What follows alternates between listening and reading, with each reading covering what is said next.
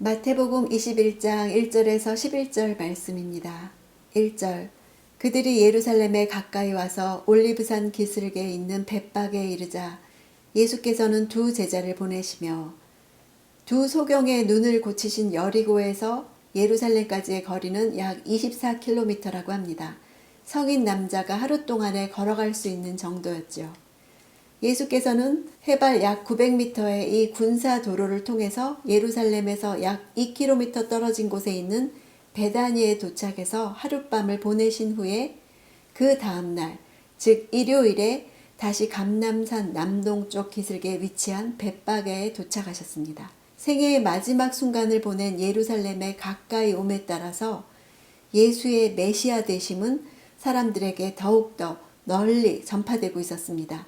마태는 또다시 두 제자를 보내셨음을 기록하면서 나귀를 구하러 간 두 제자들이 이미 준비된 나귀를 쉽게 구할 수 있었다고 하는 놀라운 사실을 증언하게 그렇게 기록했습니다. 2절 그들에게 말씀하셨습니다. 너희는 저 건너편 마을로 가라. 거기에 가면 나귀 한 마리가 새끼 나귀와 함께 묶여 있을 것이다. 그 나귀들을 풀어서 내게로 끌고 와라. 마태는 다른 복음서들과 달리 나귀와 새끼 나귀 이렇게 두 마리의 동물을 언급합니다.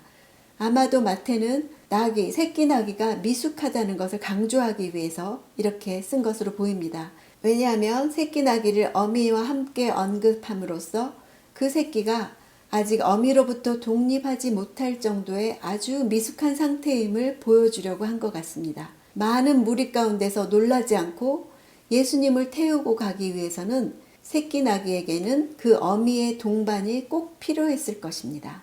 3절 만일 누가 너희에게 무슨 말을 하거든 주께서 필요로 하신다고 말하라. 그리하면 나귀들을 곧 내어줄 것이다. 주께서 필요로 하신다 할 때 주는 앞에 정관사가 붙어서 바로 그 주인 이렇게 되어 있습니다. 이것은 나귀의 진정한 주인이 누구신지 예수께서 만물의 소유자이심을 보여주는 것이죠.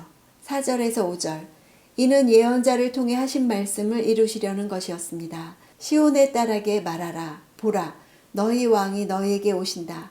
그분은 겸손하셔서 나귀를 타셨으니 어린 나귀 곧 멍에 매는 짐승의 새끼다. 마태는 나귀 사건이 구약 예언을 이룸과 동시에 예수께서 메시아이심을 드러내기 위한 의도적 사건이었음을 분명히 보여주고 있죠. 그분은 정치적 메시아가 아니라 수고하고 무거운 짐진 자들의 죄의 짐을 대신 지기 위해 오셨습니다. 스가랴서에서 약속되고 있는 왕은 당시 대중들이 기대하던 공격적이고 정복적인 메시아의 모습과 대조되는 의롭고 구원을 베푸는 자로서 온유하신 평화의 왕입니다. 또한 자신의 양무리에 의해서 배척당하고 결국 죽음을 당하는 길을 가는 왕입니다. 10절 예수께서 예루살렘에 들어가시자 온 성이 떠들썩해졌습니다. 사람들이 물었습니다. 이 사람이 누구요?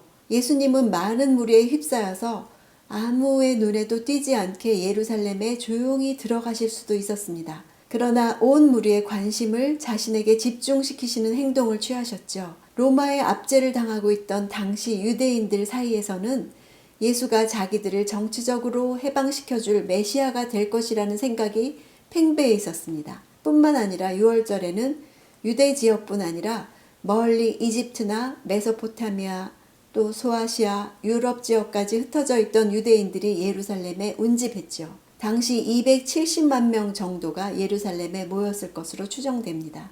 예루살렘 사람들이 호산나 다윗의 자손이여 란 외침을 들었을 때 크게 긴장하면서 소동할 수밖에 없었을 것입니다.